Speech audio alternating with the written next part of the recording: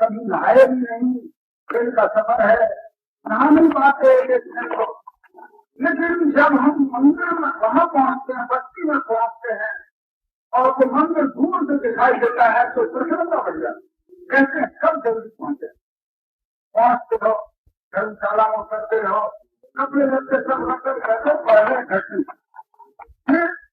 दर्शन करने के लिए वहाँ स्नान करने की तैयार न है, स्नान करने के लिए सामान है, आप दर्शन के लिए तैयार होते हैं, पहले स्नान करते। वो मेरे कपड़े जो आप रास्ता में पहने थे उनको आप उतार देते हो, साफ कॉपी पहन करके जाते हो। फिर मंदिर के दरवाजे पर पहुंचते हो तो देखते हो कि कपड़े मेरे तो नहीं है। इसलिए फिर जब आप जाते हो तो मंदिर में भगवान के दर्शन करते हो, प्रसन्न होकर के। ऐसे ही अब आप उस प्रभु के दरवाजे पर आए, उस मंदिर में अब आप दक्षिणे को हैं। ये जब दक्षिणे को मंदिर में हम होते हैं तो वहां से प्रकाश भगवान का आता है, वहां बड़ी लाइटें होती हैं, देखा है वहां अंधेरा नहीं होता, बड़ा अच्छा प्रकाश शुभ्र और ज्योतिर्मय होता है, वो प्रभु का ही प्रकाश होता है। जब हम उसमें प्रवेश करने को होते हैं तो तब पहले अपनी चद्दर फिर देखते हैं, कपड़े फिर देखते हैं कि गंदे तो नहीं। वहां पर भावना होती है कि भगवान के निकट कैसे जाऊं, तो आया कभी कोई जाते हैं चगरिया में कैसे जाऊं, वो मैंने चक्कर ओढ़ करके फिर जाने में खुद ही कुछ ऐसा वो सोचता है अंदर जाऊं, लेकिन जब अपनी तरफ देखता है तो चक्कर पर 3 दाग देखता है। वो दाग कभी दिखाई देते हैं प्रभु की कृपा, जब वो सामने पहुंचता है तब उसे वो दाग दिखाई देते हैं। वैसे नहीं देखते, वैसे तो रेल में चले जा रहे थे, भीड़ में चले जा रहे थे, जाने तेल के दाग कितने क्या थे, लेकिन वहां पर जब हम पहुंचते हैं तो जरूर वो दिखाई देने लगते हैं। वो प्रकाश बड़ा शुक्र है, बहुत सुंदर। वो 3 दाग है। पहला दाग है रात, हमने अपने ही को समझ रखा है, अपने ही को जान रखा है, उतने ही दायरे में है। ये चीज मुझे मिले, मेरे लड़कों को मिले, भाइयों को मिले, ये एक छोटा सा दायरा होता है। तो पहला दायरा हमारा होता है रात, ये पहला धब्बा है। दूसरा और जरा देखते हैं तो दूसरा धब्बा उससे कुछ गहरा होता है, वो होता है द्वेष। पहला धब्बा जो कुछ हल्का होता है, दूसरा धब्बा गहरा होता है द्वेष का, वो भी आगे नहीं बढ़ने देता। तीसरा धब्बा और भी गहरा होता है, जो बड़ी मुश्किल से छूटता है, प्रभु की कृपाई से छूटता है, वो और सावन इत्यादि से नहीं छूटता। जैसे काला कंबल होता है, कितने उपाय कर लीजिए लेकिन इससे वो धुलने वाला नहीं। काले कंबल को आप कितने ही साबुन लगा दीजिए लेकिन वो धुलने वाला नहीं। वो धब्बे जो हैं कब जाते हैं, जब गुरु की कृपा, गुरु से सुंदर शब्दों से, अपने ज्ञान से उसके उस धब्बे को भी साफ कर देते। वहां आपने देखा है वो पुजारी जो होते हैं कहते हैं आओ दर्शन करो, तो हमारे धब्बों को वो साफ करते हैं, गुरु साफ। ये 3 धब्बे जो हैं वहां हमें जाकर के दिखाई देते हैं। ये क्यों पड़ गए? हमारी बड़ी लंबी सैर थी, भगवान के दरबार से हम निकले थे, बड़े सुंदर थे, फिर हमें अनेक जीवों में होकर वो उनके हमें यहाँ तक आए। अब फिर भगवान के दर्शनों के लिए पहले इधर को हम मुंह था, अब लौट लौट करके जब दरवाजे पर जाओगे तो फिर भगवान की तरफ मुंह हो जाए। पहले निकले थे तब तो भगवान की तरफ पीठ हो गई थी, और अब फिर जब मिलने जाओगे तो भगवान की तरफ मुख हो जाएगा। उसी दरवाजे से आए थे उसी में फिर प्रवेश करेंगे। इसीलिए तुलसीदास ने सुंदर लिखा भी तो है, बड़े भाग मानुष कर पावा, सुर दुर्लभ सद ग्रंथन गावा, साधन धाम मोक्ष कर द्वारा, जो दिन पाए परलोक समाना। ये मोक्ष का दरवाजा है, जो भगवान शरीर जो है, नर शरीर जो मिला है, ये मोक्ष का दरवाजा। इसमें होकर के जीव से भीतर जाना चाहता है, इसी में होकर के वो आया था और इसी में होकर के फिर जाता है। भगवान से निकला था तो पीठ हो गई थी, दुनिया देख रहा था। अब वो भगवान की तरफ फिर जा रहा है तो अब उसे भगवान का प्रकाश दिखाई देता। उन जीवों में जो होकर के आया है उनकी वासनाएं आपके अंदर भरी हुई। कहीं वो शेर में होकर के आया, कभी भालू में होकर के आया, कभी और जीवों में होकर के वो आया। लालच, लालच, क्रोध, काम, वासनाएं, ये सारी जीवों की हमारे अंदर आती हुई चली आई है। कोई देखेगा क्या खा रहा है, पसंद नहीं है, ऐसा ही खा रहा है, भक्षा भक्ष जैसे शेर खाते, इसमें होकर के भी हमें आना पड़ा है। वो घृणाएं, द्वेष, जैसे कुत्तों के आपस में द्वेष होते हैं, लड़ते हैं, इस तरह से वो सारी भावनाएं लेकर के हम आज भगवान के दरवाजे पर आए। वो सब घर का नहीं हमारे जीवन में, हमने कोई दोष नहीं था, लेकिन इन योनियों में होकर के जो हम भटकते भटकते आज यहाँ तक आए हैं, वो सारे के सारे अभी संस्कार रूप हमारे अंदर बने। इसलिए हमारे खान पान में, हमारी रहन सहन में, हमारे राग द्वेष भरे।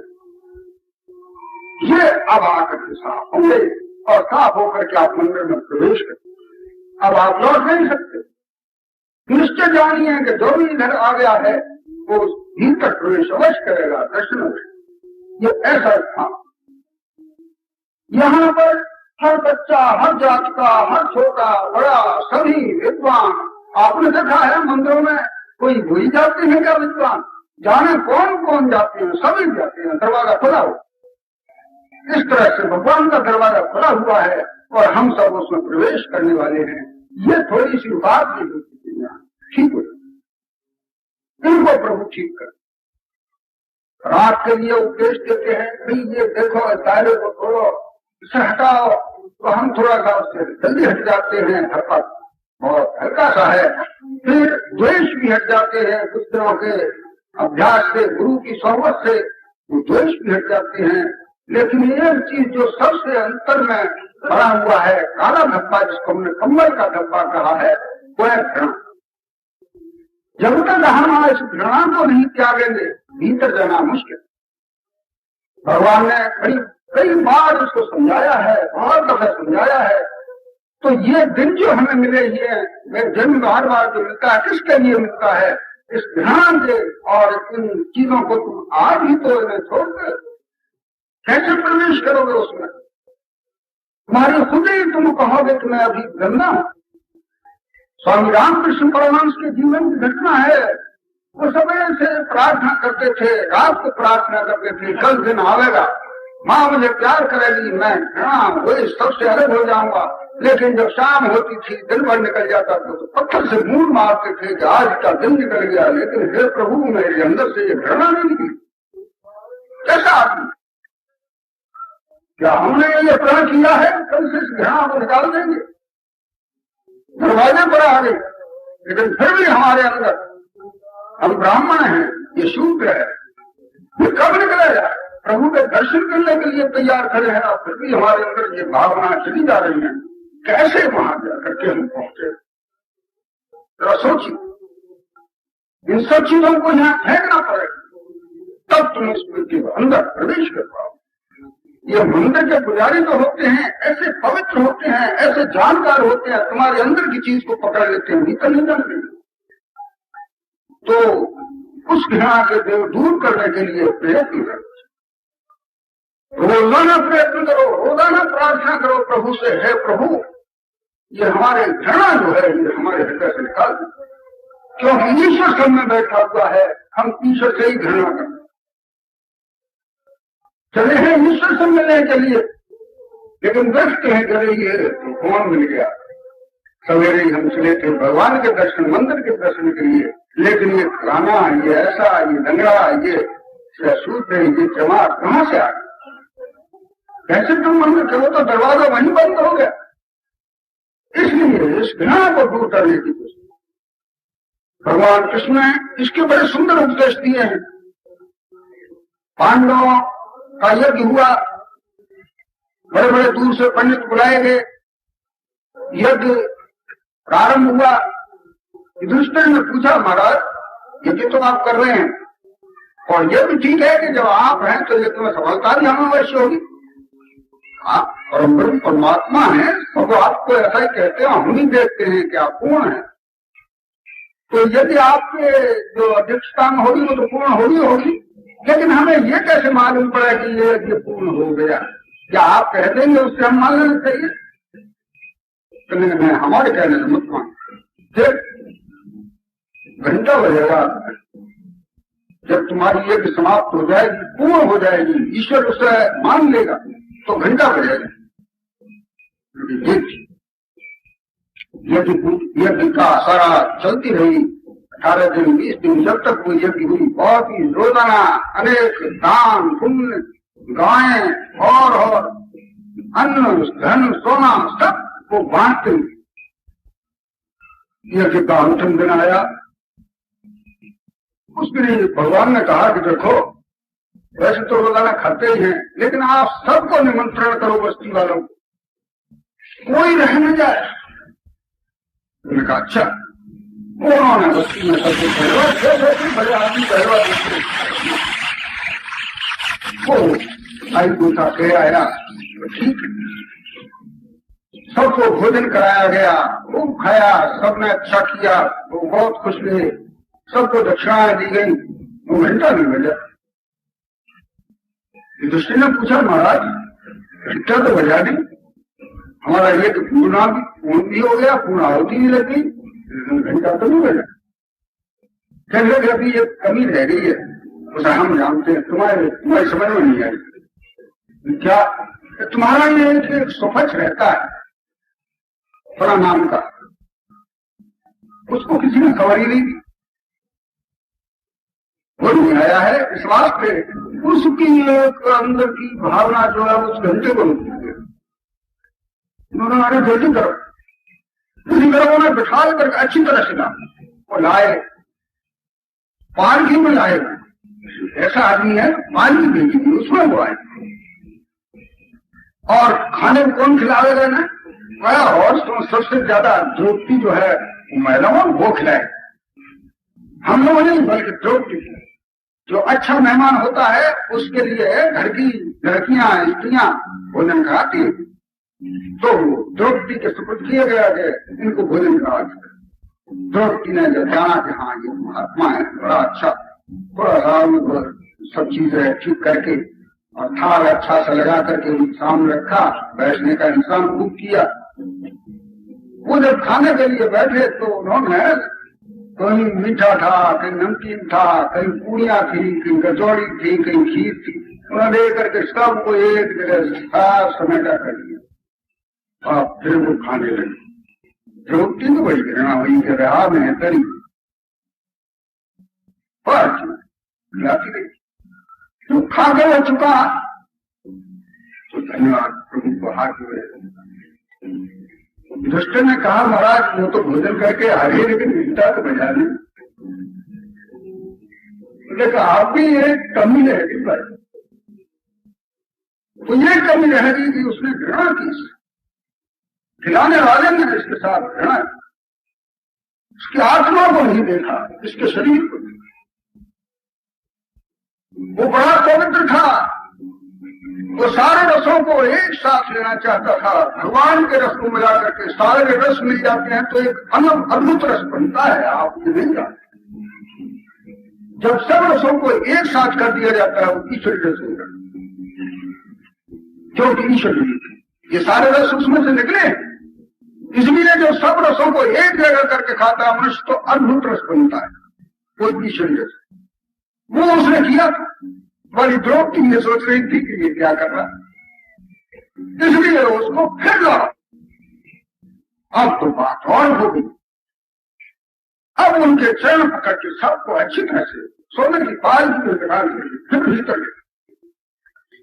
द्रौपदी भी अपने हृदय में रोने लगी कि मैंने बड़ी गलती, ऐसे महापुरुष के साथ मैंने ये अभद्र व्यवहार किया, दुखी हुई और अपने हृदय से फिर उनकी अच्छी तरह से पिता से भी ज्यादा वो खा करके निकला, तृप्त हो गया, आकाश में घंटा बजा। घृणा हमारे जीवन से नहीं निकले, क्या गवर्नमेंट मारपीट के हमारी इस घृणा को निकाल करके ठीक करेगी? नहीं करेगी। ये घृणा जाएगी आपके हृदय पवित्र होने। एक दिन के लिए आप घृणा निकालिए, फिर देखिए आप कितने पवित्र होते हैं, आपका हृदय कितना विशाल हो जाता है। तो ये सारी चीजें जो मिलती हैं मनुष्य को सत्संग से प्राप्त। जब तक सत्संग नहीं करेगा तब तक जीवन में ये बातें आने नहीं, कहां से आने। गुरु महात्मा जो कि ईश्वरवत होते हैं उस सब को प्रेम, उनकी घृणा कैसी होती है? जैसे गंदे पुत्र कहते नहाया नहीं है, ठीक हो, घृणा करते, लेकिन वो माता जो है उसको साफ करती है, फिर हृदय से लगाती है। इस तरह से वो मनुष्य जो होते हैं, गुरु जो होते हैं, वो उनको उपदेश देते हैं, ऐसे हो ऐसे, और फिर वो पवित्र ईश्वर के लिए सही। एक नाथ के जीवन की एक छोटी सी घटना है। वो गंगोत्री जल लेने के लिए गए थे, गंगा जल लेकर के रामेश्वरम पर चढ़ाने की यात्रा कर रहे थे। बीच में जा रहे थे, दोपहरी का वक्त था, वो 4 साथी और थे, वो आगे आगे थे, एक नाथ पीछे थे। आज गंगा जल, गंगोत्री का गंगा जल शुद्ध जा रहा था। बीच में देखा कि गधा जो है वो प्यासा तड़प रहा। उनके 4 साथी आगे होकर के निकल गए। उन्होंने देखा करे ये गधा है, बड़ा है, ठीक है, तड़प रहा था, निकल गए। एक नाथ की दृष्टि पड़ी, वो पीछे थे, जब जाके देखा ये तो प्यासा तड़प रहा है, आसपास कहीं पानी नहीं है, मरुभूमि है। उन्होंने तत्काल अपनी वो जो गंगा जल था वो उतारा, और उतार करके उसे रख के तसला में सारा गंगा जल उसके सामने कर दिया।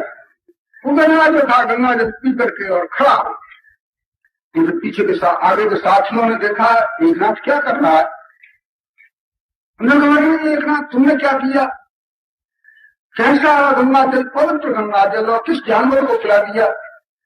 कहाँ दिए जा रहे थे? बोले कि मेरा गंगा जल तो भगवान ने स्वीकार कर लिया, मुझे आशीर्वाद भी दे दिया। ये बोले कि ये चीजें निकलनी चाहिए, पवित्रता उसको कहते हैं। ये पवित्रता जो है इसको संसार देखता है, अंतर की पवित्रता को ईश्वर देखता है। इसलिए सत्संग में आकर इन चीजों का ध्यान रखें। हम आए हैं, किसी को हमारी तरफ से कोई ऐसी भावना न हो जाए, किसी को द्वेष राग घृणा हमसे इसलिए न हो कि हम किसी से प्यार नहीं करते या किसी से घृणा करते हैं, वो तो फिर दूसरा करेगा ही करेगा, उसका बदला वैसा का वैसा ही आता है। शीशे को देखो, तुम शुद्ध हो तो शीशा शुद्ध दिखाई देता है, तुम ही गंदे हो तो शीशा गंदा दिखाई देता है, गंदी तस्वीर अपनी दिखाई देती है। तो ये सत्संग जो है हमें इस पवित्रता में रखता है। रामायण में और भी बहुत सुंदर कहा है, मुद मंगलमय संत समाधि जो जग जमी तीर्थराजी। ये तीर्थराज है संतों का इकट्ठा होना। राम भक्त जहाँ सुरसर धारा, सरसई ब्रह्म विचार प्रचारा, दुध निषेध में कलमल हरणी, कर्म कथा रघुनंदन बढ़नी। ये त्रिवेणी है, यहाँ आकर के पवित्र हो जाती है।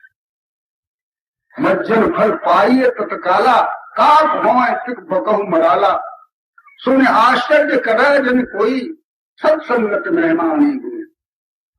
ये आश्चर्य की बात नहीं है, एक दिन में मनुष्य पवित्र होता है, दूसरे दिन की जरूरत नहीं। तो जिन गुरु महाराज ने हम सब लोगों को ये शिक्षाएं दी हैं, उनके लिए हम करोड़ों धन्यवाद। हमारे अंदर